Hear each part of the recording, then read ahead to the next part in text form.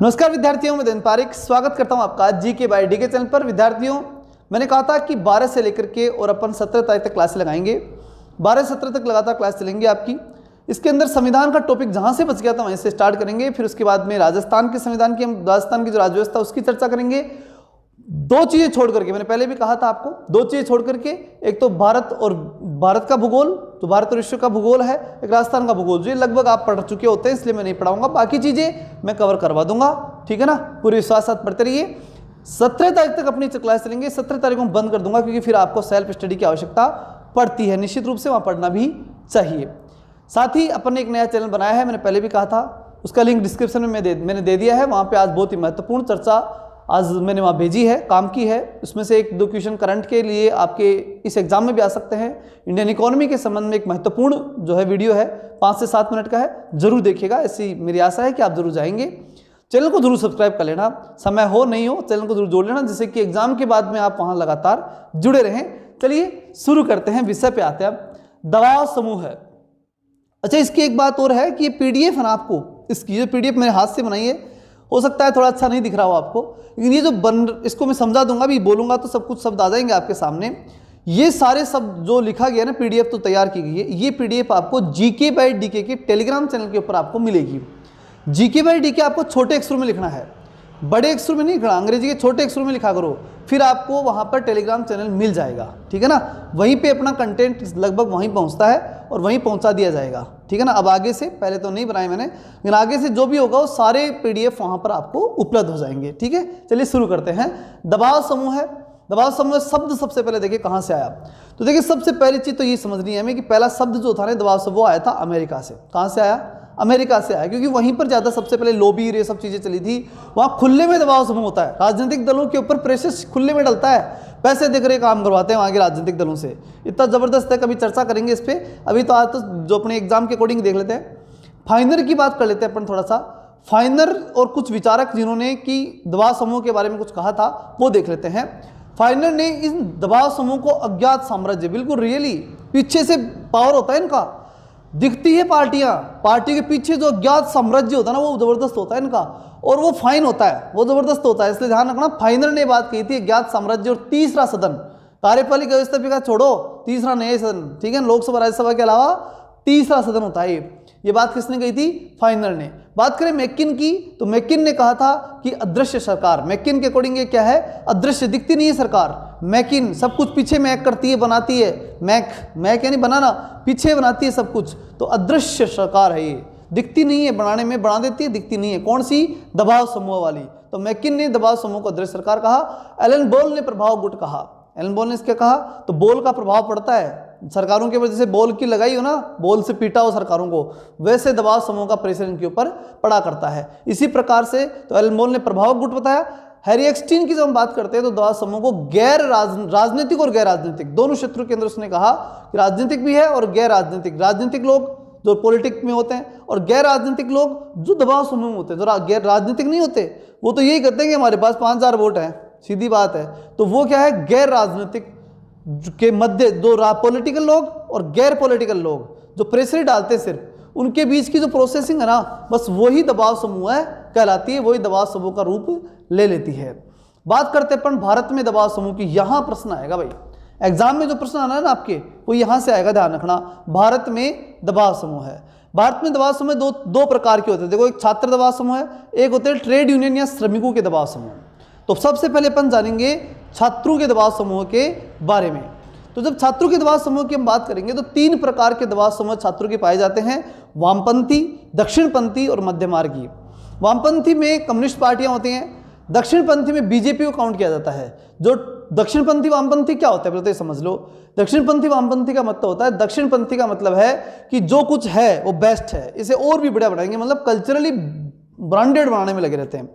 देश की जो परंपराएं हैं, उन परंपराओं को सजाना, उन सभ्यता को सजोना, इतिहास, संस्कृति, जो भी अपनी अच्छी चीजें हैं, उन सब अच्छी अच्छी चीजों को डेवलप करके और नागरिकों के अंदर उनके लिए पॉजिटिव इंपैक्ट भरना, ये काम किसका होता है? दक्षिणपंथी का।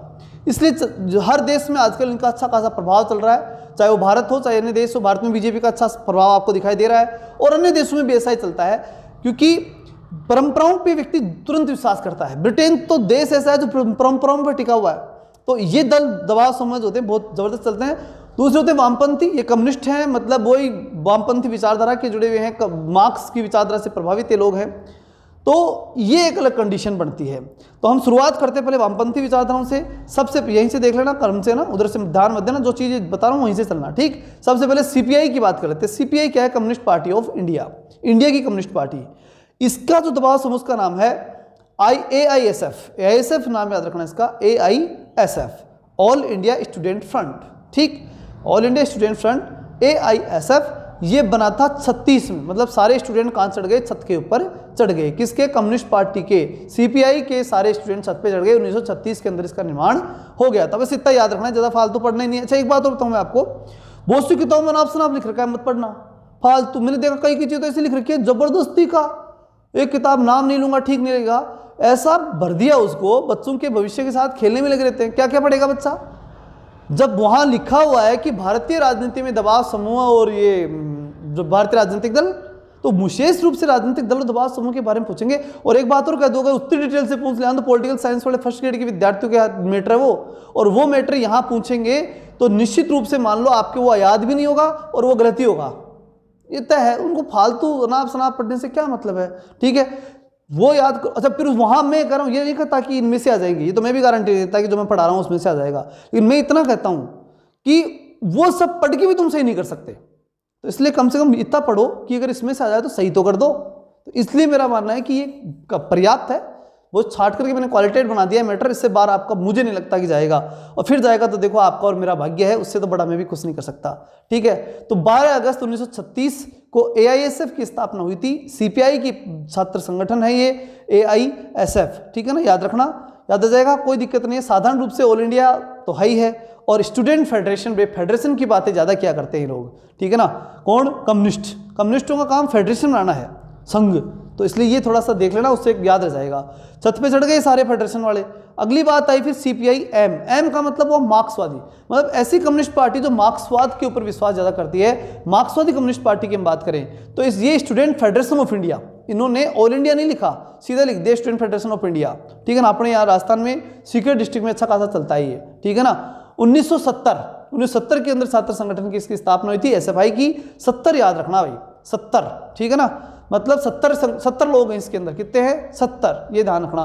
7 0, मतलब साथ में रहते हैं, बाकी कुछ नहीं करते, 0, ठीक, ऐसे याद रख लेना, जो भी अपने हिसाब से आप याद रख सको। नेक्स्ट चीज है CPI ML। CPI ML की जब हम बात करते हैं तो ये है AISA, ये वो संगठन है, अभी थोड़े दिन पहले सुना होगा ना आपने, JNU में नारे लगाए थे। ये जो JNU के अंदर ज्यादा एक्टिव है कम्युनिस्ट संगठन, ठीक, कौन सा? AISA, वहां इसका ज्यादा इफेक्ट चलता है। तो 70 के बाद 20 साल बाद में इसकी स्थापना हुई, 90, 80 और 90, 70 20, एक छत पे चढ़ गया था, एक 7 0, एक 9 0, ऐसे 3 संगठन, इसके कोई ज्यादा है नहीं। तो CPI, एक तो कौन सा था? AISF, एक SFI और एक AISA। ये F नहीं है इसमें, ये ध्यान रखना, इसमें फेडरेशन वाले सिस्टम नहीं है, ये एसोसिएशन है, ठीक है, ऐसे ध्यान रख लेना। अब ML का मतलब क्या हुआ? मार्क्सवादी लेनिनवादी पार्टी। CPI M का मतलब देखो 3 है CPI, एक तो CPI यानी कम्युनिस्ट पार्टी ऑफ इंडिया, एक CPI M का मतलब हुआ communist party of India Marxism, जो मार्क्स को मानती है केवल। फिर CPI ML यानी communist party of India marks और लेनिन, इन दोनों को मानने वाली CPI ML होती है। तो उसका छात्र संगठन AISA है और 9 अगस्त 1990 को इसकी स्थापना हुई थी। बात कर लेते हैं अपन मध्यमार्गीय जो संगठन है उसकी। मध्यमार्गीय संगठन की हम बात करें तो इसमें आता है कांग्रेस। मध्यमार्गीय संगठन की हम बात कर लेते हैं। मध्यमार्गीय संगठन की बात करें तो न तो वामपंथी विचारधारा क्यों, मतलब न तो उग्र विचारधारा। अच्छा, वामपंथ का मतलब उग्रवाद होता है। दक्षिण पंथ का मतलब क्या होता है? दक्षिण पंथ का मतलब होता है कि जो अपनी परंपराओं को बनाए रखे, और वामपंथ जो परंपराओं को उखाड़ करके फेंक दे, क्रांतिकारी परिवर्तन की बात करते हैं लोग। तो इन दोनों के बीच में मध्य मार्ग है। तो मध्यमार्गीय की बात करें तो कांग्रेस। मध्यमार्गीय में कौन आएगा? कांग्रेस। और कांग्रेस का संगठन है NSUI, ठीक है ना, काफी सुना होगा नाम, ABUP और NSUI दो का तो खूब सुना होगा आपने। तो NSUI का नाम आपने सुना होगा। 9 अप्रैल 1971 को 70 में, याद करो भी थोड़ी देर पहले बताया था, 70 के अंदर SFI की स्थापना हुई और उसके जस्ट अगले साल 71 में NSUI की स्थापना हो गई, 9 अप्रैल 1971 1971। रह जाएगा याद। कांग्रेस का संगठन कौन सा, सबको याद है, एनएसयूआई। स्थापना एसएफआई के अगले साल एनएसयूआई की स्थापना हुई। ठीक है, फिर बात करते हैं बीजेपी का एबीवीपी, ये तो सबको लगभग मालूम होगा, और 1948 के अंदर इसकी स्थापना हुई थी। 1948। देखो अब आप कहोगे सर बीजेपी तो 80 में आई थी, 1980 में, और ये 48 में। देखो बीजेपी से पहले बीजेपी का संगठन था, जनसंघ के नाम से संस्था चला करती, जो राजनीतिक दल चला करता था इनका जनसंघ के नाम से, तो वो चलता था ना, तो उसी पे डिपेंड है ये। कौन, एबीवीपी, ये उस समय की है, फिर उसका नाम तो पार्टी का ही तो नाम बदला। ठीक है ना, तो इस प्रकार से चीज रही। फिर हम बात करते हैं किसकी, वामपंथी विचारधारा में अपन आ जाते हैं यहाँ पर ट्रेड यूनियन संगठन की बात करेंगे अपन। अब ट्रेड यूनियन संगठन में दो चीजें ध्यान रखना आपको। एक महत्वपूर्ण बात ये ध्यान रखना, ये किसानों की थी। ये जैसे छात्रों का संगठन थे ना, छात्रों के संगठन याद हो गए होंगे आपको, अच्छी तरह याद हो होंगे। 3 प्रकार के थे, वामपंथी, दक्षिणपंथी, मध्यमार्गी। कांग्रेस, दक्षिण भारती, बीजेपी। और वामपंथियों में 3 संगठन, सीपीआई, सीपीआईएम, सीपीआईएमएल। ठीक है ना, वो सारे याद हो गए होंगे। सीपीआई का संगठन कौन सा है, सीपीआई जो है उसका साधारण सा सीधा रखना, ऑल इंडिया स्टूडेंट फेडरेशन। ठीक है, एआईएसएफ, फिर उसके बाद एसएफआई, और उसके बाद में तीसरा जो संगठन था जो एमएल का था, जो सीपीआई एमएल मार्क्सवादी लेनिनवादी पार्टी का था, उसमें वो जेएनयू वाला। और ये कमेंट तुम करोगे, ठीक है ना, अभी थोड़ी देर पहले बता दिया है, वैसे कमेंट वाला तो मजा नहीं आएगा आज, ठीक है ना, लेकिन ये काफी चर्चा में रहा है, इसलिए आपसे पूछ सकता हूं मैं। ट्रेड यूनियन संगठन की हम बात कर लेते हैं। श्रमिक संगठन में 3 प्रकार के संगठन है, वामपंथी, मध्यमार्गी और दक्षिणपंथी। अच्छा, वो जो जेएनयू वाला याद भी रखना, हो सकता है आ जाए एग्जाम में, मुझे ऐसा लग रहा है, थोड़ी सिक्स सेंस से पीछे से मुझे ऐसा लग रहा है, थोड़ा पीछे से मुझे ऐसा लग रहा है कि आ सकता है ये, ठीक है ना, इसको थोड़ा देख लेना। ट्रेड यूनियन ने श्रमिक संगठन की हम बात करें तो वामपंथी, मध्यमार्गी और दक्षिणपंथी। सबसे पहले हम वामपंथियों की बात कर लेते हैं। वामपंथियों में वही सीपीआई की बात करें, सीपीआईएम जो है उन्होंने बना रखा है ये वामपंथी संगठन में कृषकों का, या ट्रेड यूनियन की अगर हम बात करें तो एआईटीयूसी 1920 में स्थापित हुई थी, ये ध्यान रख लेना भाई। सब ये उससे छात्र संगठनों से पहले बने थे ये, क्या, वामपंथियों के मजदूर संगठन। पहला छात्र संगठन जो वामपंथियों का बना था 36 से बना था, ठीक है ना, और ये क्या बना 20 के अंदर, 36 से ही पहले 20 में 1920, याद करो गांधी जी का असहयोग आंदोलन, ठीक है ना, वहां से शुरू हो गए थे काम, ठीक है। तो जो उस साल की बात है 1920 के अंदर, उसी साल की याद रख लेना। एआईटीयूसी की स्थापना हुई सीपीआईएम के अंदर, फिर आया सीपीआईएमएल, मार्क्सवादी लेनिनवादियों ने क्या किया, C2 की स्थापना, ये इंपॉर्टेंट है भाई, इसको याद रखना। C2 1970 के अंदर बना था। C2 कब बना था, 1970। देखो 20 और फिर सीधा 70, अब याद आया कुछ 70, उधर भी कुछ याद था कि 70 फिर 90, मतलब एसएफआई की स्थापना 70 में हुई थी, 71 के अंदर एनएसयूआई की स्थापना हुई थी, और 1948 में बीजेपी की दिख रही सामने बीपी, ठीक है ना, ऐसे याद रखना। तो सीआईटीयू की बात करें हम C2 की, तो ये 1970 में स्थापित हुई। C2 कब हुई, 70 में, मतलब सत्ता और शीट एक ही बात है, C2 70, ऐसे याद रख लेना, इससे याद रह जाएगी। फिर आता है मध्यमार्गी जो संगठन कांग्रेस, और कांग्रेस का है इंटक। कांग्रेस का कौन सा संगठन है, इंटक याद रखना भाई, इंटक अच्छे से याद रखना, कांग्रेस, और जिसमें एन दिख जाए ना कांग्रेस है, ठीक है ना, इंडियन नेशनल आ जाता है, बस वहीं पे कांग्रेस स्टार्ट हो जाती है, तो ये ध्यान रखना। INTUC इसका मतलब ये कांग्रेस वाला संगठन है, ठीक है, इंटक बोलते हैं इसे, इंटक। अभी टके, इंटक यानी अटके हुए हैं थोड़े से बीच में, अब ये रफ्तार पकड़े हुए हैं, कोशिश कर रहे हैं कि निकल जाए, तो इंटक, ठीक है ना, इंटक याद रखना, कांग्रेस। फिर बात आती है किसकी, दक्षिणपंथी यानी भाजपा की, और भाजपा जो है वो उसका छत्रपति जो ये बोल सकते हैं अपन मजदूर संगठन जो है उसका नाम है बीएमएस यानी भारतीय मजदूर संघ, ठीक है, भारतीय मजदूर संघ इसका नाम है। और भारतीय मजदूर संघ की हम जब बात करते हैं, दक्षिणपंथी भाजपा पार्टी उसका बीएमएस संगठन, और भारतीय मजदूर संगठन ये इसका याद रखना। फिर हम बात कर लेते हैं भारत की विदेश नीति के सिद्धांत और उसके निर्माण में नेहरू के योगदान की हम बात कर लेते हैं। अब ये तो हो गया राजनीतिक दल दबाव समूह का। हम बात करेंगे किसकी, अब भारत में विदेश नीति के सिद्धांत की। विदेश नीति के सिद्धांत की जब बात करते हैं ना, तो यहाँ नेहरू का योगदान महत्वपूर्ण होगा, क्योंकि विदेश नीति की शुरुआत पहले विदेश मंत्री भारत के वही करेंगे। तो ध्यान रखना, सबसे पहली बात तो आप ये ध्यान रखेंगे कि नेहरू भारत के पहले विदेश मंत्री थे, पहली बात रह जाएगी याद। दूसरी हम क्या करेंगे, अब देखते हैं मेन चीज, वो ये ध्यान रखना भाई, भारत की विदेश नीति के सिद्धांत किस आर्टिकल में है। देखो आर्टिकल तो है 51 और भाग है 4, और नीति निर्देशक तत्व इसमें काम में लिए जाते हैं, ठीक है। देखते जाओ, मैं लाइन इसलिए नहीं कह रहा कि ध्यान भटकेगा आपका, सिर्फ देखते जाओ, काफी याद रह जाएगा। भारत की विदेश नीति के सिद्धांतों में आर्टिकल 51 है और भाग 4 है। आर्टिकल 51 लास्ट वाला आर्टिकल नीति तत्वों का आखिरी, ठीक है ना, क्योंकि 52 से फिर राष्ट्रपति स्टार्ट हो जाता है। तो आखिरी में चीज़ बताई, देखो आपके वहाँ क्या दे रखा है, विदेश नीति के सिद्धांत। तो सिद्धांत एक ही आर्टिकल में लिख रखे अपने यहाँ। अब वहाँ नाप शनाप बढ़ दिया, किताबों में भगवान जाने क्या लिखते हैं वो लोग, वो ही जानते हैं, लेकिन वो लिखते हैं, अच्छी बात है, खूब लिखा, बहुत अच्छा लिखा, लेकिन इस समय के अकॉर्डिंग हम देखें ना तो वो पर्याप्त, बहुत ज़्यादा हो जाता है। इसलिए इस समय मत पढ़ना उन चीज़ों को, ये पर्याप्त है, देख लेना, मेरी राय है, दबाव नहीं है। वो पढ़ना चाहे वो पढ़ सकते हैं, मैं ये भी गारंटी नहीं दूंगा, फिर कहता हूँ इसमें से आ जाएंगे, मैं झूठी कोई गारंटी नहीं देता हूँ। अगर आप ज़्यादा समय है, आपके पास बहुत ज़्यादा समय पड़ा हुआ है, तो निश्चित रूप से पढ़िए, मैं मना नहीं करूँगा। लेकिन अगर मेरे अकॉर्डिंग चूँकि आपके पास टाइम समय है वो लिमिटेड है, इसलिए ये ही पढ़े तो अच्छा रहेगा, मेरी राय है। फिर कह दूँ, राय अनिवार्यता नहीं हुआ करती, इसलिए बिल्कुल आप इसे अनिवार्य न माने, ये मेरी राय है, पर्सनल राय बता रहा हूँ मैं आपको, ठीक। तो भारत में विदेश नीति के सिद्धांत कौन से आर्टिकल में, 51वें नीति तत्व भाग 4 में, और उसी नीति तत्व का आखिरी आर्टिकल है ये। तो आपको अगर प्रश्न पूछा जाए कि विदेश नीति हमारे यहाँ कहाँ लिखी हुई है, तो विदेश नीति के सिद्धांत तो नीति तत्व में लिखे हुए हैं, यानी कि भाग 4 में, यानी कि आर्टिकल 51 में। अब वो लिखा हुआ क्या है वो याद रखना भाई, अब ध्यान से सुन लेना काम की बात, ठीक है ना। तो अंतर्राष्ट्रीय शांति और सुरक्षा को बढ़ावा देने के लिए निम्न प्रयास भारत सरकार करेगी।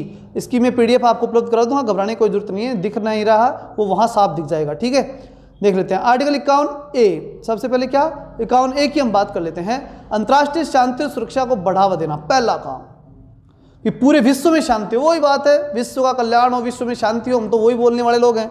तो इसलिए पहली बात तुम यही बोलेंगे कि अंतर्राष्ट्रीय शांति और सुरक्षा, पूरी दुनिया में शांति बनी रही भाई। जैसे अभी मोदी जी जो हैं रूस नहीं जा रहे, या रूस के राष्ट्रपति से नहीं मिल रहे, क्यों नहीं मिल रहे?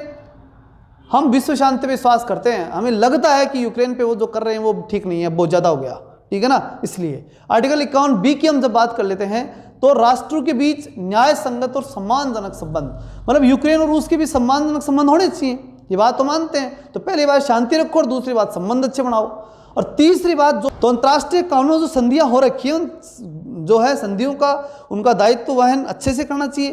तो ये बात भी तीसरी बात हमने लिखी है। तो 3 बातें आपको ध्यान रखनी है, कौन कौन सी? पहली बात शांति बनाओ, दूसरी बात आपस में संबंध बढ़िया बनाओ, और तीसरी बात जो भी संधियां अंतर्राष्ट्रीय बनी हुई हैं उन संधियों का सम्मान करो। आप सीधे इसे रूस और यूक्रेन से जोड़ के याद रखोगे तो रह जाएगा। कैसे? शांति नहीं है ना वहाँ, तो शांति बनाओ। दूसरा काम क्या करो, वहाँ दोनों आपस में संबंध अच्छे बनाओ, और तीसरा काम ये करो कि जो भी संधि विश्व में बनी हुई ना उनको दोनों के दोनों ही मान लो अंतर्राष्ट्रीय वादों का समाधान करने के लिए, ठीक है। और उसके लिए भारत के एक मौलिक कर्तव्य में भी एक भाग दे रखा है, भाग 4A में मौलिक कर्तव्य के अंदर भी हमने ये कर्तव्य डिसाइड किया है भारत सरकार का कि हम विश्व में शांति बनाए रखने का प्रयास करेंगे। भारत का कर्तव्य होगा, जहां भी अशांति दिखेगी भारत शांति बनाने का प्रयास करेगा, तो विवादों का निपटारा करने का प्रोत्साहन भारत करेगा, ऐसा कर्तव्य भी है भारत का। और नीति तत्वों के अंदर तो मुख्य रूप से है ही, ये चीज़ हमने तय कर रखी है। तो ये तो है अंतर्राष्ट्रीय सिद्धांत हमारे। तो आपसे पूछा जाए अंतर्राष्ट्रीय सिद्धांत कहाँ है, तो आर्टिकल 51 के अंदर है। 51 में 3 आर्टिकल, 51A, B और C, और तीनों के अंदर आप बताए दोगे जो मैंने बताया भी आपको, और मौलिक कर्तव्यों के अंदर भी थोड़ा बहुत इसके बारे में बताया हुआ है, ये भी आप ध्यान रख लेना। यही है हमारे सिद्धांत। अब बाकी तो मन में आए वो सिद्धांत लिखो, कोई दिक्कत है नहीं। अब बात कर लेते हैं अपन महत्वपूर्ण चीज आखिरी, जिसमें से प्रश्न शायद आने की संभावना ज़्यादा है, कांग्रेस की सरकार है, संभावनाएं भी ज़्यादा दिख रही है। भारत की विदेश नीति के निर्माण में नेहरू का योगदान। अब नेहरू जी ने क्या योगदान दिया, तो पहली बात तो समझो कि भारत के प्रधानमंत्री नहीं, विदेश मंत्री भी रहे हैं। प्रधानमंत्री के साथ साथ क्या रहे हैं, विदेश मंत्री। इसलिए इनकी विदेश नीति बहुत शुरुआती थी, बेसिक थी और बहुत महत्वपूर्ण भी थी। देखिए मानना पड़ेगा, नेहरू जी की विदेश नीति बहुत शानदार थी, ठीक है ना। हम ये कह सकते हैं, देखिए मैं हमेशा भारतीय राजनीति के 3-4 नेताओं से प्रभावित ही रहा हूँ, उसमें से विदेश नीति के मामले में, बाकी मामलों में नहीं, केवल विदेश नीति के मामले में बोल रहा हूँ मैं। विदेश नीति के मामलों में नेहरू जी से, और इंदिरा गांधी से मजबूती के नाम से। इंदिरा गांधी बिल्कुल, बट पटेल जी ने भी कह दिया था कि दुर्गा है, इसे समझ जाओ कि मतलब मजबूत थी वो लीडर, ये बात माननी पड़ेगी अपने को। फिर उसके बाद में आ जाइए आप अटल जी खुद, वो भी बहुत शानदार लीडरशिप थे। भारत में एकमात्र नेता जिन्होंने मतलब 5 साल तक गठबंधन की शांतिपूर्ण सरकार चला दी इस देश में, जहाँ रोज मूड फूटते हैं सरकारों के अंदर, पार्टियों में। राजस्थान में देख रहे हो आप, बिल्कुल पार्टी के अंदर उनके कंट्रोल नहीं हो रहा, और वो कई पार्टियों को जोड़ करके प्रधानमंत्री 5 साल रह गए, बहुत बड़ी बात थी वो। और उसके बाद अगर हम देखें आज की तारीख में नरेंद्र मोदी जी, इन्होंने तो पूरे भारत में, पूरे विश्व में अपना वर्चस्व बनाए रखा है। बहुत अच्छे कार्य अंतर्राष्ट्रीय विदेश नीति के संबंध में 4 व्यक्ति अच्छा बहुत बढ़िया काम किया था इन लोगों ने, ठीक है, मानना पड़ेगा, ठीक है ना। जो नेता है, मैं पार्टी से कोई बिलोंग नहीं है, कोई मतलब नहीं, लेकिन जो नेता ने अच्छा काम किया मानना पड़ेगा अपने को। तो ऐसे ही विदेश नीति के मामले में नेहरू जी का योगदान बहुत अच्छा रहा। बाकी क्षेत्रों में रहा नहीं रहा उस पर हम विश्लेषण कभी कर लेंगे, लेकिन विदेश नीति के मामले में कहा जा सकता है कि अच्छा योगदान इनका था। अच्छा, ये विवाद है ना रूस वाला, उसमें बिल्कुल उससे मैं संतुष्ट नहीं हूँ। इसमें सॉरी, कश्मीर वाले मामले में नेहरू के योगदान से मैं बिल्कुल संतुष्ट नहीं हूँ। ये मेरा स्टैंड मैं स्पष्ट क्लियर कर दूँ, ठीक है ना। वहाँ नहीं हूँ, और शायद पढ़ोगे तो मालूम पड़ेगा कि शायद हम नहीं हो सकते, ठीक है ना। नेहरू, भारतीय देश नीति के निर्माण में नेहरू के योगदान की हम बात करें तो भारत के प्रधानमंत्री के साथ साथ विदेश मंत्री रहे। कब से कब तक रहे, पहला इंपॉर्टेंट प्रश्न, 1946 से 1964, 4-6-6-4, ठीक, इधर उधर कर देना, छक्के चौके लगाए थे, कोई बड़ी बात नहीं है। नेहरू जी की विदेश नीति के 3 प्रमुख मुद्दों की जब हम बात कर लेते हैं तो 3 मुद्दों के अंदर संप्रभुता को बचाए रखना, दूसरा क्षेत्रीय अखंडता को बनाए रखना, मतलब हम अपनी संप्रभुता को बनाए रखें, पहले महत्वपूर्ण बात। दूसरी बात, संप्रभुता मतलब जानते हो आंतरिक और बाह्य रूप से हम किसी के दबाव में नहीं, मतलब पूरे स्वतंत्र हों। दूसरी बात, क्षेत्रीय अखंडता, हमारे देश की क्षेत्रीय अखंडता बनी रहे, मतलब यहाँ कोई दूसरा आकर के हमें तोड़ने का प्रयास न करे, ये क्षेत्रीय अखंडता, ये भी हमारी विदेश नीति का प्रायोरिटी पॉइंट था। तो पहली बात, हम स्वतंत्र हैं, दूसरी बात, हमें कोई तोड़ नहीं सकता, तीसरी बात, आर्थिक विकास करना, मतलब हमें साम दाम दंड दे आर्थिक विकास करना, बस यही पे हूँ मैं, फैन हूँ इस पॉइंट पे ही, बाकी पे भी नहीं हूँ मैं। देखो, क्षेत्रीय अखंडता के मामले में नेहरू जी से अप्रसन्न हूँ मैं, क्योंकि उन्होंने वो चाहते तो उस समय जो है कैसे भी करके, बड़े देश थे, फुल दादागिरी दिखाते थे, कौन रोक रहा था, समस्या मिट जाती सारी उस दिन ही। कौन सी, ये कश्मीर वाली, आज भी तो मिटाई है ना, मोदी जी ने तो मिटा दी, अब कहाँ है आतंक, कोई नहीं दिख रहा। तो मुद्दा यही होता है, मुद्दा यही है कि क्षेत्रीय अखंडता अगर आपको दिखानी है, ठीक है ना, तो मजबूती से दिखानी होती थी। कोई ये कह दे कि कांग्रेस ने भारत को आज़ाद कराया था, बिल्कुल गलत है। सुभाष चंद्र बोस, भगत सिंह, सुखदेव, राजगुरु, मालूम नहीं हजारों हजार लोगों ने अपने जीवन की आहुतियां दी, तब भारत आज़ाद हुआ था। दोनों प्रकार की विचारधाराओं के लोगों ने, उदारवादी, उग्रवादी, सब ने दिया था, सब कुछ दिया था, सबने सब कुछ दिया, तब राष्ट्र बना, ठीक है ना। किसी एक के करने से राष्ट्र नहीं बनता, ठीक है। तो वहां पर भी वो ठीक है। ये पॉइंट ना, कौन सा, आर्थिक विकास, इसमें मानना पड़ेगा अगले को, क्या है इसमें, उसने क्या कर दिया ऐसा, मैंने इसे यहाँ बड़ाई कैसे कर दी नेहरू जी की, वो इसलिए कर दी क्योंकि देखो नेहरू जी ने एक बहुत महत्वपूर्ण काम किया था कि जब भारत की नियोजन सिद्धांत, नियोजन योजनाएं बनाना भारत के लिए, वो रूस से लेके आए थे। ये बात, ये थोट चलता था उसमें रूस में, और चूंकि साम्यवाद से या समाजवाद से नेहरू बहुत प्रभावित थे, लोकतांत्रिक समाजवाद था नेहरू का, ठीक है ना, तो नेहरू बहुत प्रभावित भी थे, तो रूस से लेके आए थे मामला। अब बात क्या हुई कि वहां से जो पैसा लेकर के आए ना, वो कौन, नेहरू। आर्थिक नीति की हम जो बात करें, आर्थिक विकास की, तो रूस के पास जाते, पैसा देता है तो देने, हम अमेरिका से ले लेते हैं, तो अमेरिका, वो मना करता तो अमेरिका से ले आते, और अमेरिका के पास जाते कहता कि भाई दे रहा है तो देने, हम तो रूस से ले लेंगे। अब उस समय चल रहा था शीत युद्ध, तो दोनों दबाव में आकर खूब पैसा देते थे इनको, नेहरू जी को। तो वो बहुत अच्छा काम किया उन्होंने आर्थिक विकास के क्षेत्र में, अंतर्राष्ट्रीय राजनीति में जा करके, और दोनों गुटों से खूब पैसा खींच के लाए। ये इनकी सफलता हम कह सकते हैं, ठीक है ना। तो 3 क्षेत्र हुए कि संप्रभुता की भावना उनमें थी, तो मतलब विदेश भावना के लिए विदेश नीति करनी थी, निश्चित रूप से की हमने, विदेश नीति अच्छी चलाई, क्षेत्रीय अखंडता के लिए और आर्थिक विकास, ये 3 जो है नेहरू की विदेश नीति के 3 आधारभूत पॉइंट थे। अब बात करते, ये 3 क्या थे, मुद्दे। अब ध्यान रखना, आधारभूत क्या बातें थी, वो है 5 आधारभूत, क्या थे, 5 आधारभूत सिद्धांत। देखो 2 वापस से समझो, 3 तो प्रमुख मुद्दे, कौन कौन से, भारत की स्वतंत्रता, क्षेत्रीय अखंडता और आर्थिक विकास, 3 तो थे प्रमुख मुद्दे। ये PDF आपको मिल जाएगी, ठीक है। और विदेश नीति के आधार, जो मूल आधार की हम जब बात करते हैं तो मूल आधार थे 5, कितने थे, 5, देखना इनको, देखिए। पहला, स्वतंत्र विदेश नीति, बिल्कुल समझाई दी आपको। दूसरा, आर्थिक विकास की नीति, ये मैंने समझाई दी आपको।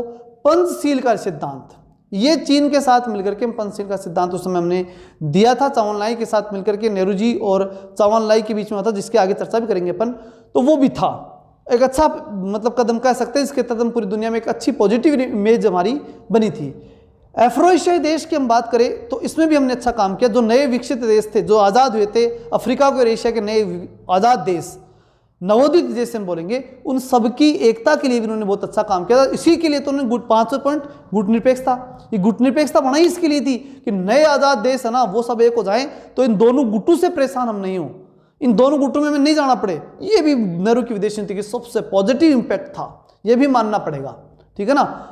KPS मेनन और ये, इनका बहुत बड़ा योगदान इस क्षेत्र के अंदर माना जाता है, ठीक है ना। तो अच्छा था इनका योगदान। अब हम बात कर लेते हैं किसकी, अन्य विशेषताओं के ऊपर हम चर्चा कर लेते हैं। इनकी अन्य विशेषताएं मतलब ये कि नेहरू की विदेश नीति की इन 5 के अलावा, ये PDF मिल जाएगी, घबराने की जरूरत नहीं है, वहाँ मैंने समझा दिया, उस बात को ध्यान रखते हुए पढ़ोगे, याद हो जाएगा। ठीक, डिस्क्रिप्शन में भी दे दूंगा और वहाँ GK by DK पे भी मिल जाएगा, जो भी अच्छा लगे। मैं प्रेशर नहीं डालूंगा कि GK by DK को आप जो है वहाँ जा करके ज्वाइन ही करो, आशा है कि ज्वाइन करोगे, क्योंकि जब आप मेरे से जुड़े हो तो आसान्वित तो रहूँगा मैं हमेशा, लेकिन बाकी आपकी इच्छा रहेगी, ठीक है ना।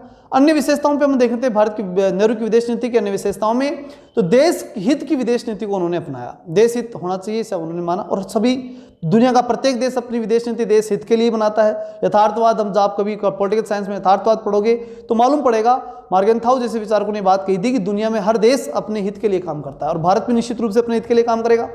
दूसरी, मिश्रित अर्थव्यवस्था का मॉडल, दोनों मॉडल हमने उधर से रूस से साम्यवाद ले लिया, अमेरिका से पूंजीवाद ले लिया, दोनों को मिलाकर के हमने मिश्रित मॉडल बनाया। हम तो वैसे मिश्रित ही हो रहे थे, सब कुछ गुटनिरपेक्षता बनाने का मतलब क्या था, दोनों से अलग होकर के, तो मिश्रित अर्थव्यवस्था हमने बना ली। रूस से नियोजन का मॉडल लिया, बहुत महत्वपूर्ण बात है, रूस से हमने जो नियोजन का मॉडल लेके आए थे ना वो नेहरू जी, ये भी एक अच्छी पॉजिटिव इम्पैक्ट हम इसका कह सकते हैं। और उसका जो है उनका योगदान ऐसा था कि उस समय जो बहुत नया देश और उसको विकास करना, तो योजनाओं से अच्छा विकास हो सकता है। चौथी बात, सार्वजनिक उद्योगों की प्राथमिकता, यानी गवर्नमेंट जॉब और चूंकि समाजवादी थे नेहरू, और कांग्रेस भी ज़्यादातर समाजवादी विचारधारा पर डिपेंड करती है, तो सार्वजनिक जो उद्यम है या कहेंगे सरकारी नौकरियां, सरकारी चीज़ें होनी चाहिए सारी, ये इनकी प्राथमिकता रहती है, ठीक है ना। कांग्रेस की प्रारंभिक विचारधारा ये थी, आजकल सरकारी दबाव में आकर के वैकेंसियां निकालती हैं, और उस समय उनकी विचारधारा ही ऐसी थी, ठीक है। आगे चलते हैं, शस्त्रों की होड़ को त्याग कर, मतलब ये चाहते थे कि पूरी दुनिया शस्त्रों की होड़ को त्याग दे। फिर हम बात करें और उससे क्या करें, आर्थिक विकास कर त्याग करके, फिर संयुक्त राष्ट्र संघ को शक्तिशाली बनाने पर भी इन्होंने बल दिया था। इन्होंने बल दिया था कि संयुक्त राष्ट्र संघ क्या बने, शक्तिशाली, पावरफुल बने, संयुक्त राष्ट्र संघ पावरफुल बने, इसके लिए भी उन्होंने काम किया था। एक चिंतक, एक राष्ट्र नेता और एक शांति दूत के रूप में भी उन्होंने काम किया था, ठीक है ना। ये भी आप ध्यान रखेंगे, एक चिंतक थे, एक राष्ट्र नेता थे, एक शांति दूत के रूप में उन्होंने काम किया, ये भी सारे उनके महत्वपूर्ण आयाम थे नेहरू के, ये भी आप ध्यान रखना। परमाणु युद्ध के विरोध और शांतिपूर्ण सहअस्तित्व के लिए भी काम किया था। आदर्शवाद से प्रभावित थे, ध्यान रखना, ये विदेश नीति में आदर्शवादी थे, यथार्थवादी नहीं, ये इंपॉर्टेंट चीज ध्यान रखना। नेहरू विदेश नीति में आदर्शवादी थे, न कि यथार्थवादी, ठीक। चले आगे, यथार्थवादी होते ना तो ऐसे में पक्का था कि उनकी जो कश्मीर वाली नीति थी उसमें वो फेल नहीं होते, ठीक है। अब देख लेते हैं अपन नेहरू द्वारा की गई प्रमुख अंतर्राष्ट्रीय संधियों के बारे में, ये अच्छे से आपको याद रखनी है। पहले बात हम करेंगे, भारत राष्ट्रमंडल का सदस्य बना रहेगा, that is very important questions, कि उस समय ये डिसाइड करना था कि हम राष्ट्रमंडल में जाएं या नहीं जाएं, तो नेहरू ने तय किया था कि हम राष्ट्रमंडल में जाएंगे। फिर उसके बाद बात आती है कि 3 जो क्षेत्र हैं, 3 जो प्रमुख संधियां उनके समय हुई थी, नेहरू के समय 3 प्रमुख संधियां, वो देख लेते हैं।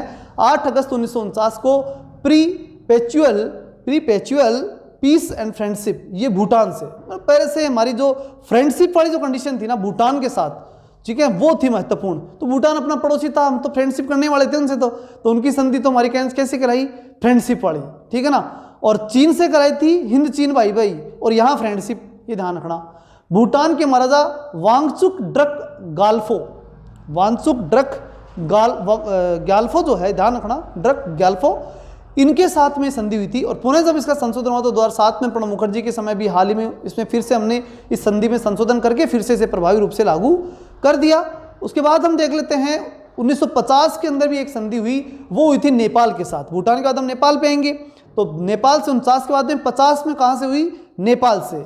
तो भारत नेपाल शांति और मित्रता संधि 31 जुलाई 1950 के अंदर हुई थी, भारत नेपाल संधि। उसके बाद 49, 50 और फिर 4 साल बाद में हम जो है 54 के अंदर, 49, 50, 54 ऐसे याद रखना, 49 में भूटान के साथ, 50 में नेपाल के साथ और 54 में चीन के साथ, ठीक, 54 चीन ऐसे याद रखना।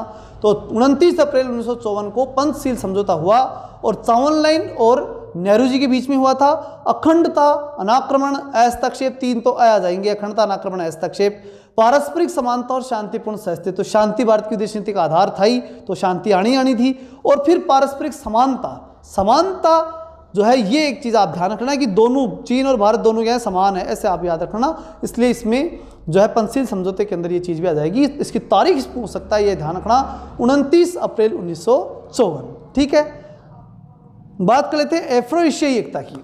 अफ्रो एशियाई एकता के संबंध में प्रश्न पूछा सकता है। जब भारत नवोदित था तो उसने यही ढूंढा कि हमारे जैसे और कौन है दुनिया में, ठीक है ना, वो भी ढूंढ लें। तो अफ्रो एशियाई एकता को देखा और एशियाई सम्मेलन मार्च 1949 नई दिल्ली के अंदर, मार्च 1949 के अंदर एशियाई सम्मेलन हुआ और उस एशियाई सम्मेलन के जो है दिल्ली में हुआ था। ध्यान रखना, अफ्रो एशियाई सम्मेलन कहाँ हुआ था? दिल्ली में। कब हुआ था? 47 में हम आज़ाद हुए थे, उसी साल की बात है, 47 में ही, ठीक है ना, मार्च में ही हो गया था ये, ठीक है ना। और फिर बांडुंग सम्मेलन भी याद रखना, 1955 में बांडुंग सम्मेलन भी इसी उद्देश्य से हुआ था कि नवोदित देशों को आगे बढ़ाया जाए। तो एशियाई सम्मेलन कब हुआ था? मार्च 1947 नई दिल्ली। और ये भी आप ध्यान रखेंगे अच्छे से, ठीक है। बात कर लेते हैं भारत और यूएन की। आखिरी पॉइंट अपना चल रहा है इसमें देखो बहुत ज़्यादा आपकी किताबों में दे रखा है, लेकिन मैंने उसमें सेलेक्टेड क्वेश्चंस लिए हैं।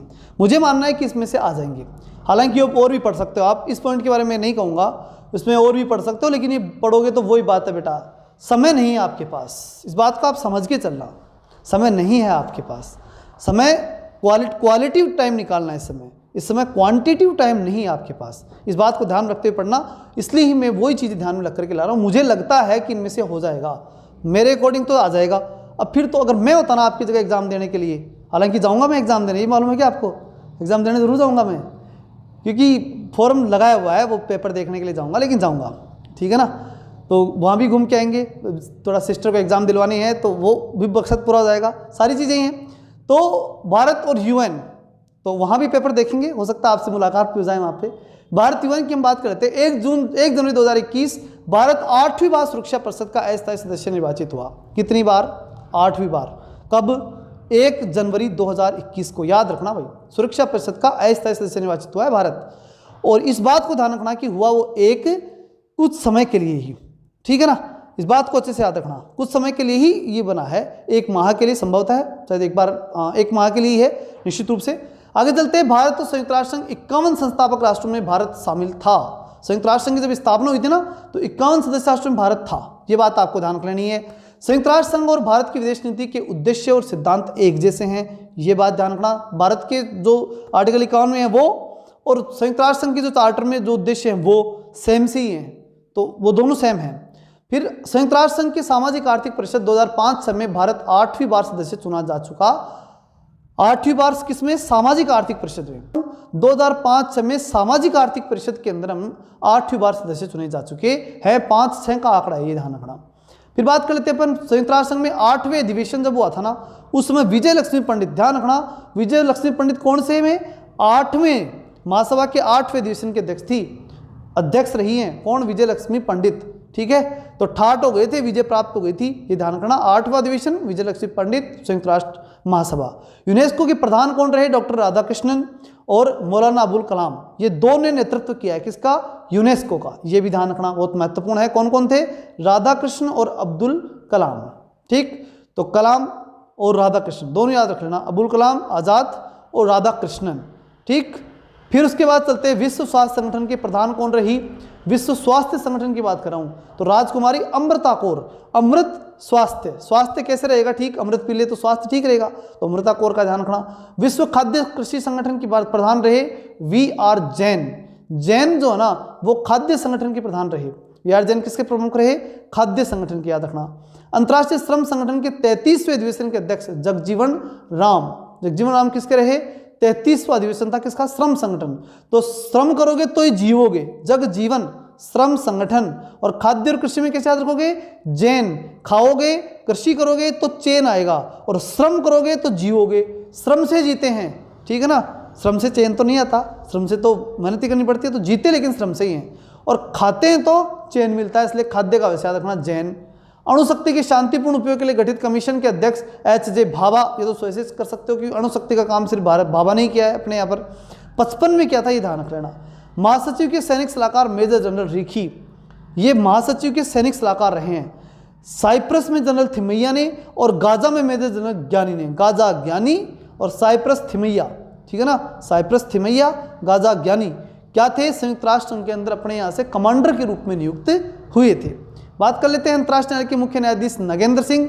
मुख्य न्यायाधीश नगेंद्र सिंह, नय यानी न्यायाधीश और नय यानी नगेंद्र सिंह, ये ध्यान रख लेना। विजय नाम्बियार, 2006 के अंदर विजय नाम्बियार की बात आती है। 2006 में कोफी अन्नान के साथ उन्होंने परामर्शदाता के रूप में काम किया था। विजय नाम्बियार को उन्होंने परामर्शदाता नियुक्त किया था। अंडर सेक्रेटरी जनरल का उन्होंने दर्जा मिला था। किसको? विजय नाम्बियार को। किसने दिया था? कोफी अन्नान ने। बान की मून जब आए तो उन्होंने चीफ ऑफ स्टाफ नियुक्त किया था। कुल मिलाकर के विजय नाम्बियार का बहुत अच्छा योगदान रहा है संयुक्त राष्ट्र संघ के अंदर, ये भी आप अच्छे से याद रखोगे, ठीक है ना। तो कोफी अन्नान कोई दिक्कत नहीं है, आई थिंक मेरे हिसाब से बहुत अच्छा रहा होगा आपका ये सेशन। इसमें 2-3 बातें और वो भी देख लेते हैं। तो 2006 में महासचिव कौन रहे? Kofi Annan. और उस समय विजय नाम्बियार क्या रहे? उनके सेक्रेटरी रहे। और फिर जब बान की मून आए तब वो चीफ ऑफ स्टाफ नियुक्त हो गए। मानवाधिकार परिषद में भारत इस समय 6वीं बार प्रतिनिधित्व कर रहा है, इस साल ही हुआ है, ध्यान रखना, वेरी इंपॉर्टेंट क्वेश्चन है। ह्यूमन राइट कमीशन में 6वीं बार भारत पुनः निर्वाचित हो चुका है, 6वीं बार, ध्यान रखना। और 8वीं बार जो है वो क्या रहा वहां पर? सामाजिक आर्थिक परिषद में 8वीं बार रहा है। और 6वीं बार किस में रहा? मानवाधिकार परिषद, ह्यूमन राइट कमीशन के अंदर 6वीं बार, ठीक है ना, सदस्य बना है। तो ये थे भारत की जो संविधान के संबंध में, अंतर्राष्ट्रीय राजनीति के संबंध में जो भी कुछ था, कंप्लीट हो गया आज आपका, ठीक है ना।